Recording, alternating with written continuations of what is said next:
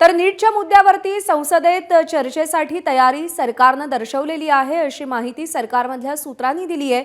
शिक्षण मंत्र्यांच्या राजीनाम्याची मागणी केवळ राजकारणासाठी होत असल्याचं सरकारचं म्हणणं आहे। शिक्षण मंत्र्यांनी आधीच पेपरफुटीवरती कारवाई केलेली होती। राहुल गांधींच्या मागण्यांवरती सरकारी सूत्रांनी ही माहिती दिलेली आहे। पुन्हा एकदा जाऊयात, सोमेश कोलगे आपले प्रतिनिधी आपल्याला अपडेट देतील। सोमेश, आपण पाहिलंय की लोकसभा राज्यसभेचं कामकाज नीटच्या चर्चेवरूनच अनेकदा तहकूब करावं लागलं होतं। सरकार तयारी दर्शवतंय, या सगळ्या घडामोडींच्या पार्श्वभूमीवर सरकारची नेमकी काय भूमिका आहे?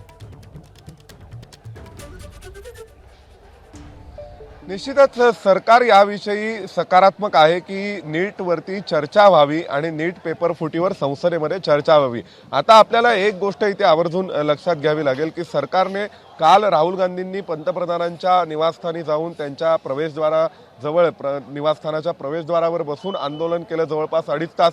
त्यावेळी काही खासदारही होते, काँग्रेस पक्षाचे इतर नेते होते आणि त्यांनी मागणी केली होती की संसदेमध्ये चर्चा व्हायला हवी आणि आज सरकारकडून असं कळतं की संसदेत चर्चा होणार आहे। पण त्याचवेळी सरकारी काही सोर्सेसकडून असंही समजते की धर्मेंद्र प्रधान यांच्या राजीनाम्याची मागणी ही राजकीय आहे, ही राजकीय मागणी आहे आणि 13 जणांना अटक करण्यात आली, पेपरफुटी विरोधात सरकारकडून कारवाई करण्यात आली, पण तरीसुद्धा त्यानंतर राजकारण केलं जाते असंही सरकारी सूत्रांचं म्हणणं आहे। परंतु त्याचवेळी संसदेमध्ये चर्चा करायला तयार आहेत। याचा अर्थ आता जे संपूर्ण लोकांचं लक्ष आहे, लोकांचं अटेन्शन आहे ते 2 ठिकाणी असेल। एकतर संसदेमध्ये जिथे विरोधी पक्ष कशी भूमिका मांडतो त्यावर, आणि दुसऱ्या बाजूला आपण पाहतोय की जंतर मंतरवर जिथे हे आंदोलन सुरू आहे। आणि या पार्श्वभूमीवर आता काँग्रेस एका बाजूला या आंदोलनामध्ये सक्रिय होते पेपरफुटीच्या मुद्द्यावर, आणि दुसऱ्या बाजूला आपण पाहतोय की जंतर मंतरवर ज्या कॉक्रोच जनता पार्टीनी आणि अभिजित दिपके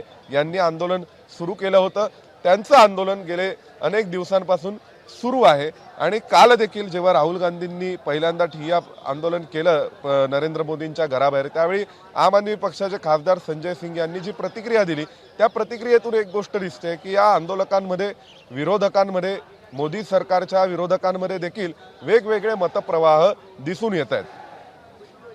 सोमेश, धन्यवाद दिलेल्या माहितीसाठी। एबीपी माझा, उघडा डोळे बघा नीट।